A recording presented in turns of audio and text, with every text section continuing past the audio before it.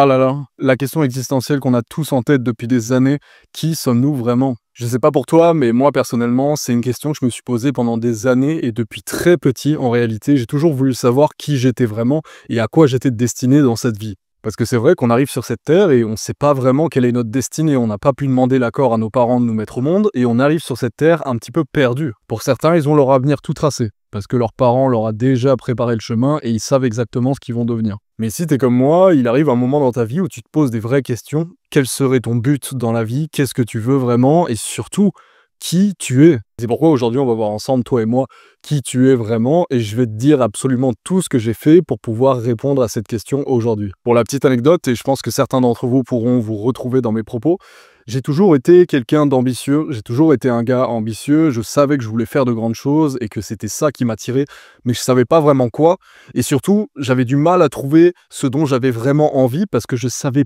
même pas qui j'étais en fait. Alors dans ce cas, qu'est-ce que j'ai fait?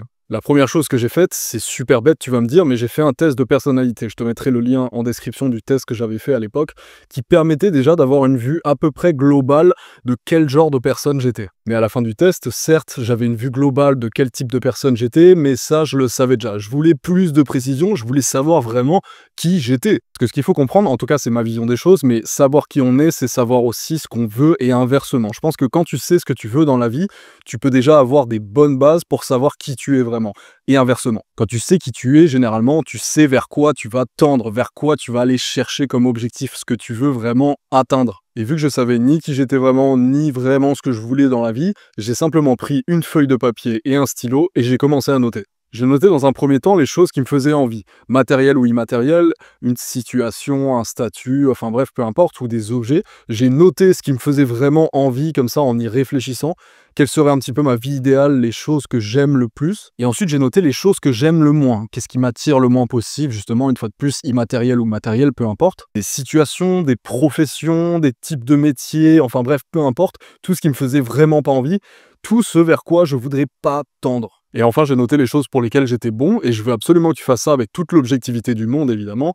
Tu notes honnêtement les choses où tu es bon et les choses où tu es mauvais ou alors que tu es pas très bon. Et ça paraît tellement simple et évident, mais quand tu l'as sur une feuille de papier, après c'est simple, t'as juste à un petit peu tout relier. Et c'est vraiment simple, tu couples les choses où t'es déjà bon naturellement, où t'as une facilité à ce niveau-là, et tu regardes après les choses que tu veux absolument pas, et là déjà ça te fera une petite idée. Et en plus de ça, tu peux littéralement tout relier, tu peux te faire un tableau comme ça, avec mes forces, mes faiblesses, ce que je désire absolument pas, et petit à petit, tu vas voir que ça se dessine progressivement. Et si tu veux savoir pour mon cas personnel, ce que j'ai noté, c'était justement l'aisance à l'oral, le fait d'aimer communiquer, le contact avec les gens et ce genre de choses. Et ça, je le savais déjà, certes, mais j'avais jamais noté les choses qui me dégoûtaient le plus, les choses que je voulais pas. Et en ayant combiné justement mes facilités avec les choses qui m'attirent le moins, et de l'autre côté encore les choses qui m'attirent, j'ai pu me faire un grand tableau où j'ai su enfin qui j'étais vraiment. Et là, j'ai vraiment réalisé à quel point j'adorais partager mes expériences, vivre des choses en groupe, le travail d'équipe, l'oral, le contact humain, toutes ces choses-là. Et j'ai réalisé à quel point je détestais les métiers, les professions, alors les situations où c'était tout l'inverse, où il n'y avait pas de contact, où c'était des métiers de bureau chiants, où c'était des trucs qui m'attiraient pas du tout. Et là, j'ai su quelle était ma voie. Mais le problème avec tout ça, c'est que certes, maintenant, tu sais vers quoi tu veux pencher, tu as fait tout ce que je t'ai dit, tu sais à peu près qui t'es, et qui tu es, c'est les choses vers lesquelles tu as une appétence particulière, un intérêt et surtout des facilités, mais il y a une limite à ça. Mais la limite, c'est quoi? La limite, c'est qu'une fois que tu sais à peu près ce que tu veux faire, ce qui t'intéresse, qui tu es globalement, le problème, c'est que tu te ranges dans une case avec ça. Prenons un exemple pour que tu comprennes mieux. On prend l'exemple d'un mec qui a la vingtaine, quelque chose comme ça,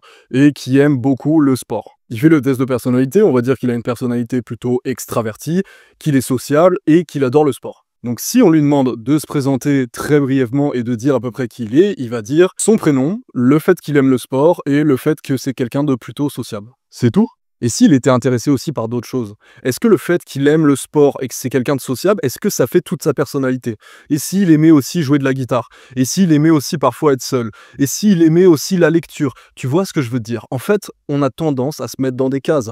À partir du moment où j'ai su qui j'étais dans les grandes lignes, justement, avec les étapes que je t'ai données, j'ai eu tendance à me mettre dans une case. Mais en fait, notre identité évolue en permanence. Non seulement elle évolue, mais en plus elle est variée. Je sais pas toi personnellement, mais moi, la musculation et le sport en général, j'aime beaucoup, mais ça reste quelque chose qui accompagne ma vie. Je peux pas me définir comme quelqu'un pour qui la salle, c'est toute sa vie.